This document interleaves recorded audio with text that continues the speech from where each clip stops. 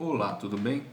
Neste programa, primeiro programa do canal Filosofando, canal que nós queremos trazer conteúdo de muita qualidade da área de humanidade, sociologia, filosofia, história, geografia, pensando nos vestibulares, no Enem, nos concursos públicos, mas também na vida de um modo geral, porque nós acreditamos que esse tipo de conhecimento de humanidades, não se aplica apenas a uma prova que você vai fazer uma vez na vida, duas, no máximo. É um conhecimento pragmático, muito importante para pensar a vida, para pensar questões que são caras ao nosso tempo atual, e pensar sobre a própria existência. Então nós acreditamos que esse conhecimento é muito importante e por isso nós queremos produzir uma série de vídeos sobre vários filósofos e sobre as diversas áreas do conhecimento, não só a filosofia, mas as humanidades assim, digamos assim, mais puras, mas também pensar também, por exemplo, direito, pensar economia, pensar artes, pensar outras áreas das humanidades, tá bom?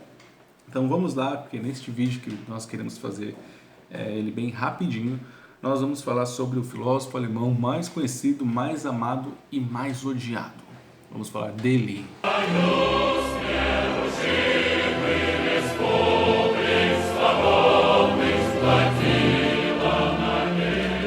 Karl Marx, isso mesmo. Karl Marx, como vocês sabem, é o mais conhecido e mais odiado de todos os filósofos de todos os tempos, tá bom? Ele é um filósofo que tem uma influência, foi influenciado pelo pensamento econômico de Adam Smith, que vocês já devem ter ouvido falar, A Riqueza das Nações, pai da economia, liberalismo clássico, David Ricardo, isso pensando o binômio, a parte economia, e na parte filosofia, o Hegel e um outro filósofo alemão chamado Feuerbach. Então, com base nesses antepassados, digamos assim, teóricos, ele construiu o seu pensamento. Nós vamos pensar nesse vídeo aqui alguns conceitos que são principais, que são vitais no conhecimento do pensamento marxiano, tá bom?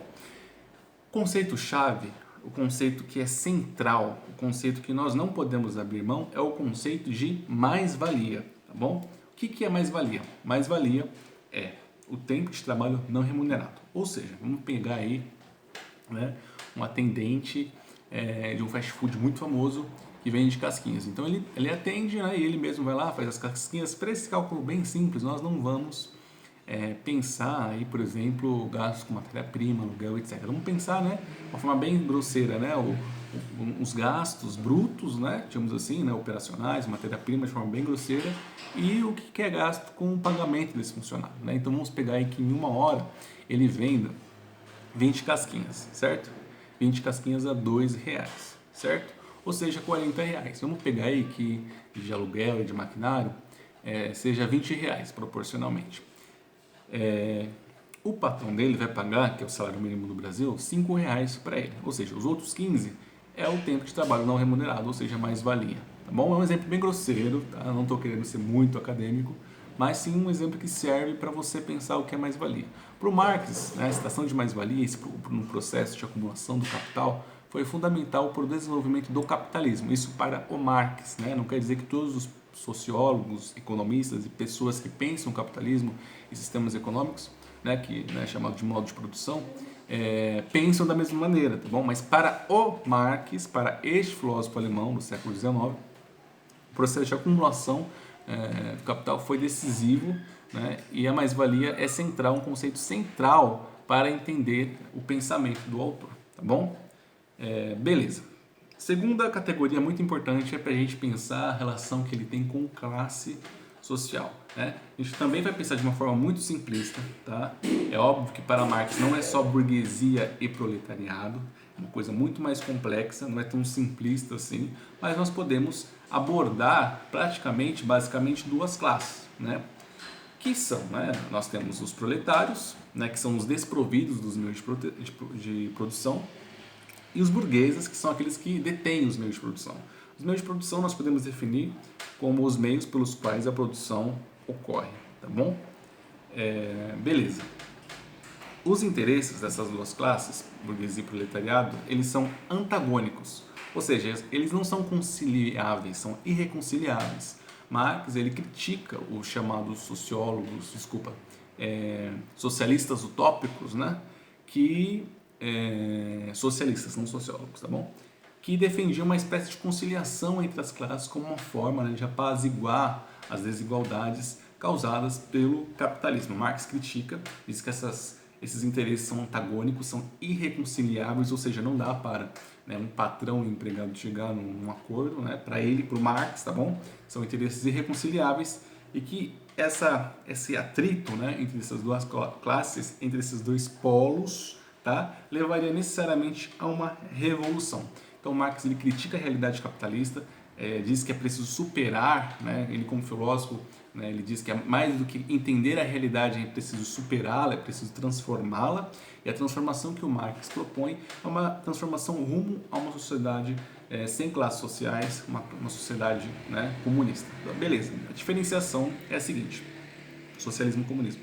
Socialismo é um passo para o comunismo. Então, o socialismo está na ditadura do proletariado, os proletários tomam os meios de produção, né, fazem uma revolta popular, tomam os meios de produção e, né, tiram, né, os burgueses, né, deste lugar e instauram a ditadura do proletariado.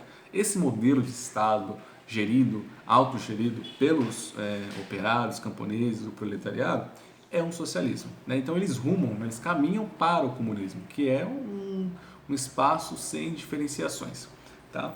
Existem muitas críticas, muitas pessoas dizem que isso nunca ocorreu, apesar de nós termos a União Soviética, outros exemplos, né, socialistas, tá bom? Muitas pessoas dizem, por exemplo, que lá existe classe social, existe essa diferenciação, tá bom? E existe também, o que seria mais gritante, a extração da mais-valia, né? Então você teria estratos sociais, tanto no caso soviético como em outros casos que nós conhecemos, que, né, trabalham, não recebem totalmente o seu tempo de trabalho, o que foi investido, né? E esse excedente, essa mais-valia, ela vai para o Estado e, né, os componentes, os membros, né, do alto escalão, dos partidos, etc., eles ganham benefícios, tá bom? Então essa é uma das críticas, existem inúmeras críticas, tá bom, ao socialismo, e existem também, como existem inúmeras críticas ao capitalismo, e não precisa ser uma coisa apaixonada, nós precisamos analisar, né, tanto as críticas quanto a realidade. Nós sabemos que existe um problema latente de desigualdade, então o Marx ele é muito interessante para deixar isso escancarado, para mostrar esse lado sombrio e macabro do capitalismo. É bom pensar também, é bom a gente associar, tá bom, tá, gente?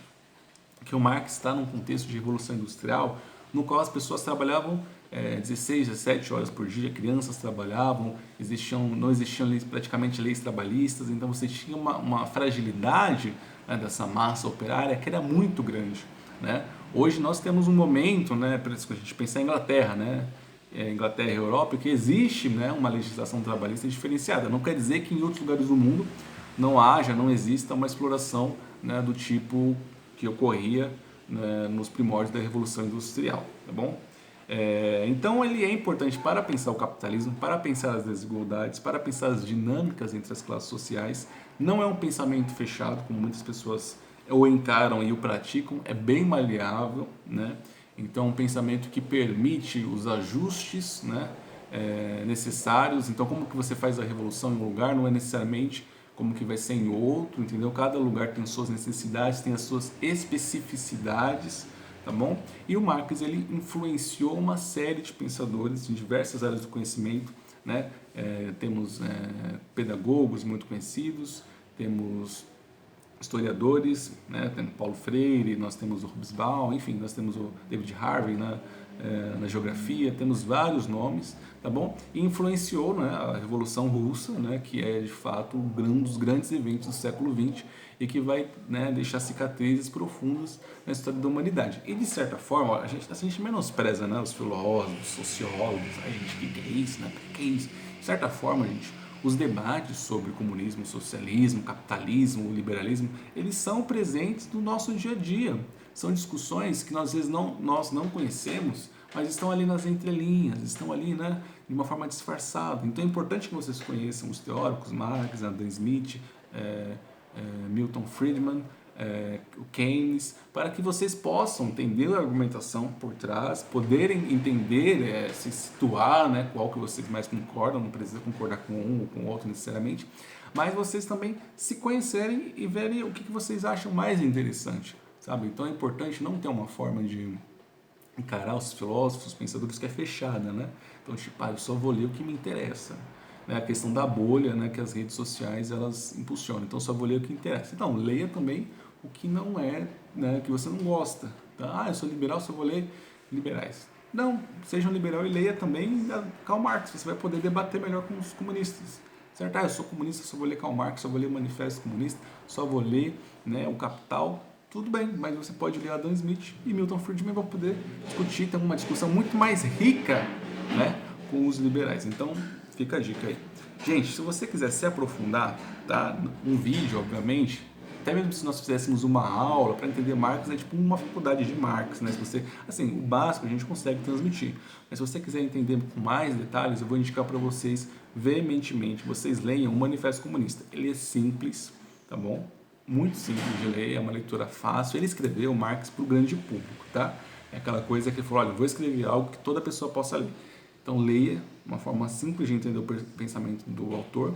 E se vocês quiserem se aprofundar mais, o Capital, tá bom? Eu vou deixar na descrição desse vídeo uma lista de livros na Amazon. E se vocês comprarem esses livros pela Amazon, tem a versão e-book, tem a versão livro físico, nós vamos receber uma pequena comissão, uma forma de vocês nos incentivar, né, a continuar esse trabalho, tá bom? Tem a questão dos vídeos, da edição, etc. Né? Nós somos em 2 neste momento. E se você puder nos ajudar, nós ficaríamos muito felizes, tá bom? É uma forma de você se aprofundar no conhecimento de Marx e também, né, ajudar a gente a continuar fazendo esse trabalho. Gente, muito obrigado, você que chegou até aqui do vídeo, eu sei que eu falo demais. Deixa suas dicas, olha, não gostei disso, não gostei daquilo, cenário, iluminação, áudio, não estou te entendendo, não compreendo, não te entendo. Fala nos comentários, tá bom? A gente está aqui para melhorar. Nosso desejo é entregar um conteúdo de altíssima qualidade para você, tá bom? Grande abraço, compartilhe esse vídeo, curte essa página, ativa o sininho das notificações, senão o Marcos vai puxar teu pé de madrugada, tá bom? Tchau, tchau e até a próxima.